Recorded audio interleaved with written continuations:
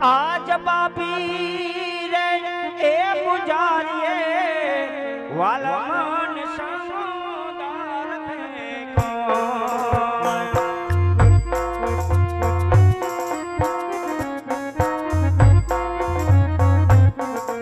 એ તારવાયા વો દ્વારિકાના આજ બાપી રે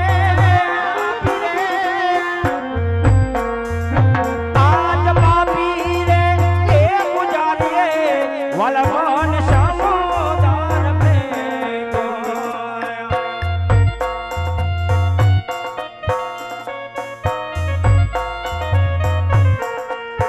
એજી અજલાડુની લાલ ચેરે બાવા એ દગો દે દીધો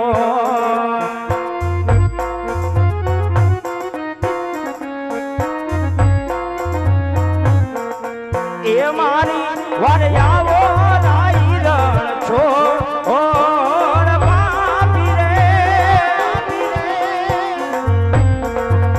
આજ બાપી રે પુજારીએ અલમન સમુદાર ફેંકો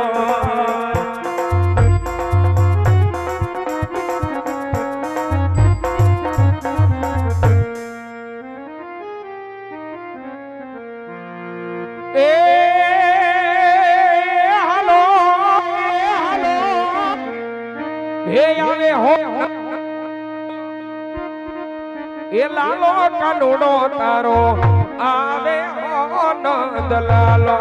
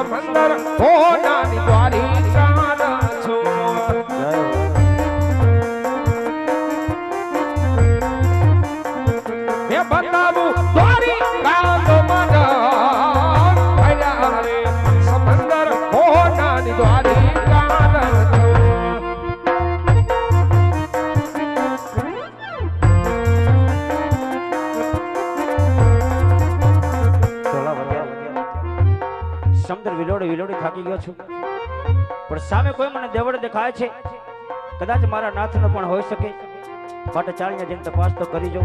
ઓહો, આ તો અખિલ બ્રહ્માંડનો માલિક કૃષ્ણ કનૈયા અહીંયા રાજ કરે છે. પણ અત્યારે ભગવાન સોનાના હિંડોળે હિંચકે છે, રૂક્ષમણીમાં એની સેવા કરે છે. કારણ કે દુઃખ તો આપણા કાળા માથાના માનવીને હોય, ભગવાનને કોઈ જાતનું દુઃખ ન હોય. કારણ કે ભગવાનને તો કપાળે લોહી વયું જાય. આવા માર કોને માર્યા છે? પેલા ભગવાનની ખબર કાઢો, પછી મારા મનની એને વાત કરું.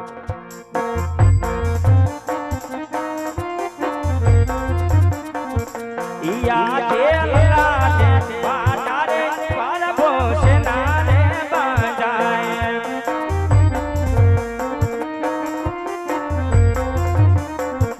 એ આવા કેને માયમાં લલા દે તારે પારભો સેનાને બાજાય.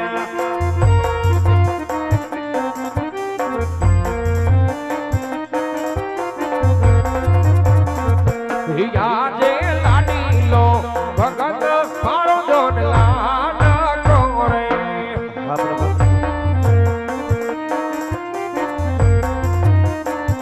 એ મારા મને લાડુ કેરા ગણમાં લાડુ ના પરવાથી લમના તૂટી કરે.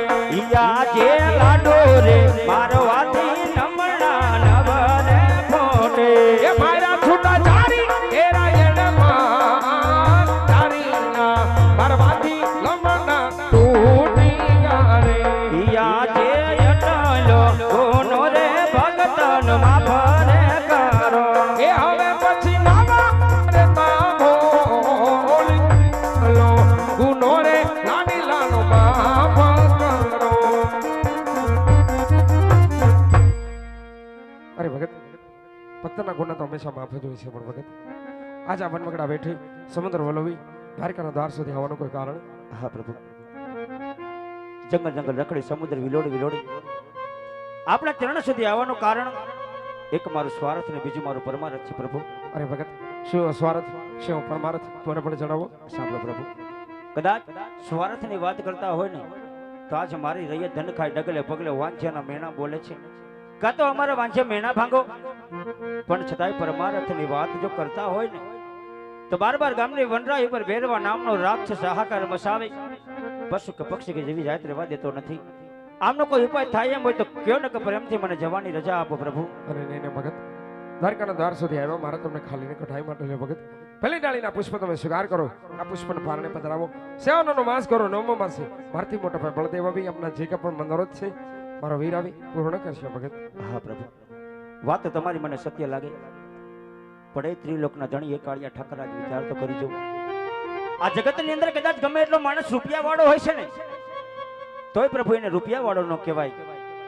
આવા કાળા કળિયુગની અંદર કદાચ પ્રભુ એક દીકરો હોય ને એને પણ દીકરા વાળા ન કહેવાય. કદાચ જો તમારે મને દીકરો દેવો હોય ને તો જગતમાં પૂજવા લાયક જો આપ પોતે પધારો નહીં તો માનો કે અખિલ બ્રહ્માંડનો માલિક કૃષ્ણ કનૈયા મારે આંગણે આવી આજ મારા ભવ ભવને વાંચે મેણા ભાંગ હતા પ્રભુ, વાંચે મેણા ભાંગ હતા.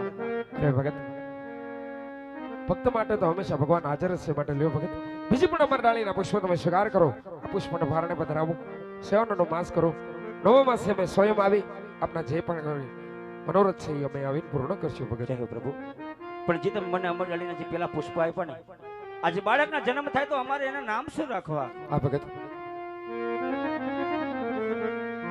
હે અમાર રાખજો રે રાખજો,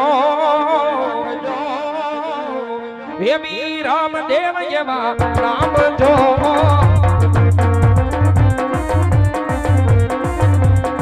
રાખજો રે રાખજો, વી રામદેવ એવા રામજો.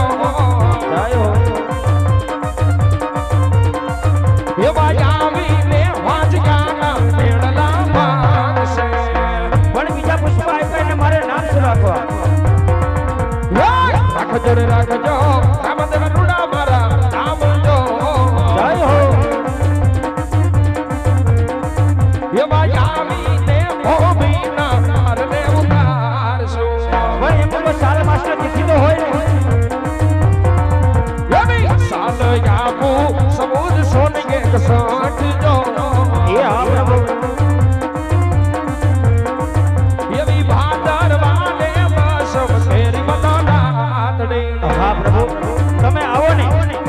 નિશાની યમી નિશાની આપો પગલે પાસ તો યવા આવીને ઉકળતી એકને ઉતારશો યમી આવીને ઉકળતી એકને ઉતારશો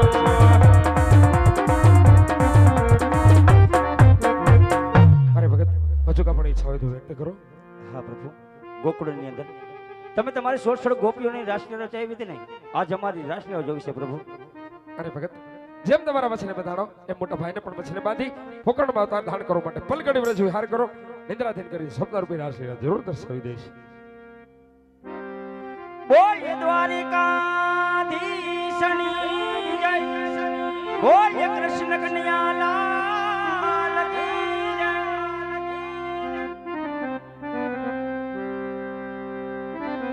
આજા રાજા અજમલના તો વચને બંધાય છે. જો આ વાતની મોટા ભાઈને ખબર નહીં, એમને પણ મારા વચને બાંધે.